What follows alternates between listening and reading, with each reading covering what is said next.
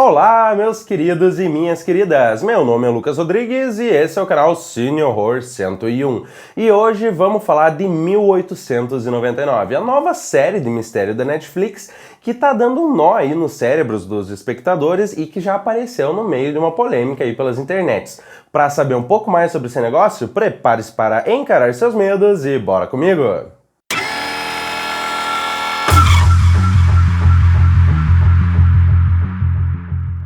Maior que o mistério por trás dessa série é o mistério do porquê que tu aí, fã de terror, ainda não é inscrito aqui no Cine Horror 101. Aqui eu tô sempre falando dos novos lançamentos, fazendo críticas e reviews, discutindo subgêneros, filmes importantes, filmes clássicos, enfim, um pouco do bom e do melhor que o cinema de horror tem a oferecer. Então tá na hora de clicar aqui embaixo. Se inscreveu? Bora pro vídeo! 1899. Esse é o nome da nova série de mistério da Netflix que já vem sendo bem hypada desde que foi anunciada. Isso porque ela carrega os nomes de Baran Bo Oda e Antje Freise, os criadores de Dark, uma das séries mais complexas e inteligentes dos últimos anos. Na minha humilde opinião, a maior obra-prima da Netflix até hoje e, diga-se de passagem, a minha série favorita de todos os tempos. E Dark, como todo mundo sabe, até mesmo quem não assistiu a série, ficou muito famosa por conta dos complexos enigmas e quebra-cabeças e mistérios que apresenta. Com isso, muita gente ficou ansiosa para ver o que os criadores de Dark iriam apresentar nessa nova série, que embora tenha ali uma proposta bem diferente, tudo indicava que seria também recheada com esses mistérios e todo esse suspense que marcou a primeira série dos dois criadores. E, para nossa imensa alegria, as expectativas foram cumpridas com excelência. Bom, mas enfim, qual que é a história dessa nova série da Netflix? A trama começa apresentando seus protagonistas a bordo de um navio que está indo da Europa para os Estados Unidos. Isso no ano de 1899, que dá nome à série. São diversos personagens, cada um com sua personalidade, seus objetivos, seus interesses e tudo mais. Vindos de diferentes países europeus, o que faz com que a série seja falada em várias línguas, tornando ali bem instigante essa relação entre os personagens, já que eles muitas vezes nem sequer se entendem. O que fica claro sobre quase todos eles é que são pessoas com alguma coisa traumática no seu passado na Europa que estão buscando lá uma vida nova no novo continente. Esse recomeço, porém, vai precisar ser adiado, na medida em que o navio que eles estão começa a receber um sinal que aparentemente parece vir de um outro navio da mesma companhia que tinha desaparecido 4 meses antes. Quando o capitão decide mudar a rota do navio para averiguar o que está rolando, de onde que realmente está vindo esse sinal, é que começam os mistérios. São mortes inexplicáveis, coisas bizarras acontecendo uma atrás da outra ali que vão enchendo a nossa cabeça de perguntas e de teorias a respeito do que realmente está acontecendo ali naquela série. E assim como em Dark, a cada nova resposta que a série dá, vem mais e mais perguntas e enigmas pra gente decifrar junto com os personagens.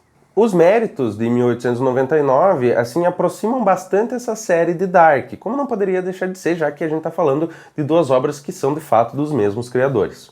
Temos aqui aquele mundaréu de personagens, todos bem aprofundados, bem trabalhados ali. Temos as relações entre eles, os conflitos que vão crescendo e instigando a gente cada vez mais. E, principalmente, temos um mistério inexplicável e segredos não ditos que são capazes de embaralhar os nossos neurônios. Sendo que 1899 tem ainda um quesinho de terror ali no meio, algo que deixa tudo com um gosto bem especial para nós que somos fãs do gênero. Apesar das diferenças em termos de premissa, em termos de temática, em termos de história em si, 1999 tem em comum com Dark o fato de que o centro da narrativa são justamente as relações interpessoais que se desenrolam ali entre os personagens. Algumas amistosas ou até amorosas e outras extremamente conflituosas. Sendo que conforme essas relações vão se desenvolvendo, os segredos por trás da trama vão sendo aos pouquinhos revelados e a gente vai descobrindo o que realmente está acontecendo ali meio que junto com os personagens.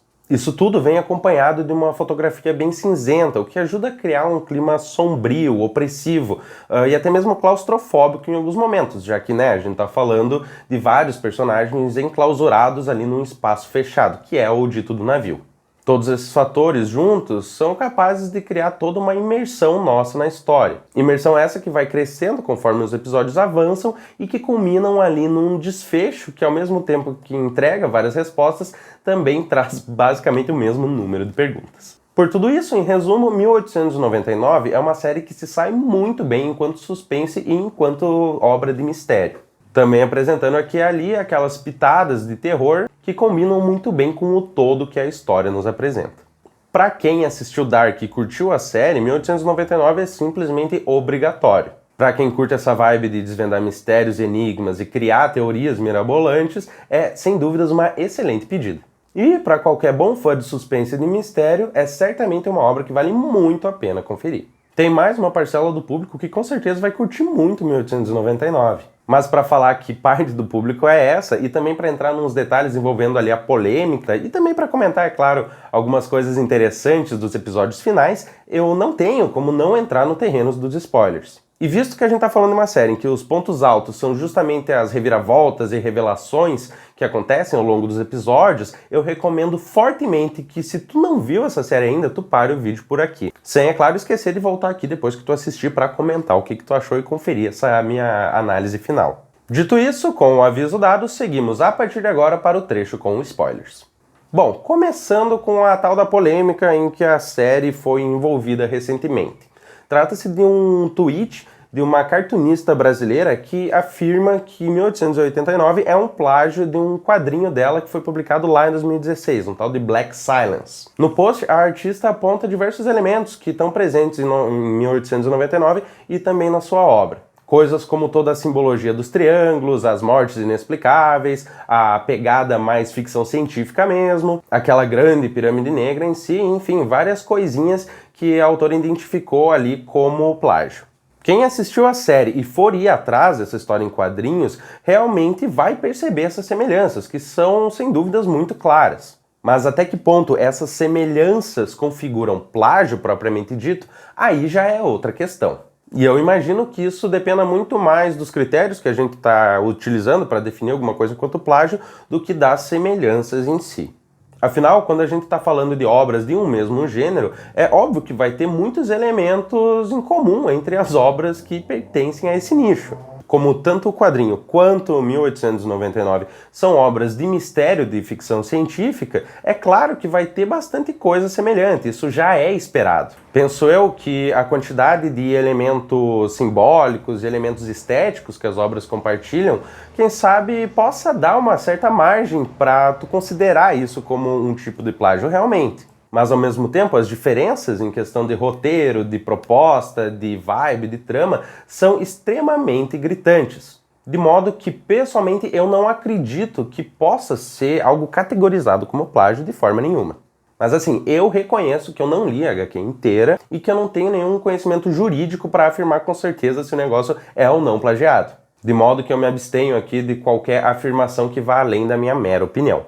Para quem quiser tirar suas próprias conclusões, a HQ Black Silence está disponível para ser lida online. Então, se tu quiser depois ver a série, tu pode ir lá, ler a HQ e fazer as tuas comparações. E, claro, depois voltar aqui no vídeo dando tua opinião sobre o assunto. Mas, enfim, voltando a falar da série em si, agora que já está dito bem claramente que se trata de uma ficção científica, eu preciso muito falar daquela última cena dessa primeira temporada. Basicamente, é um desfecho que lembra muito aquela cena do Matrix, onde o Neo acorda na realidade, quando ele sai da simulação que ele estava vivendo até então.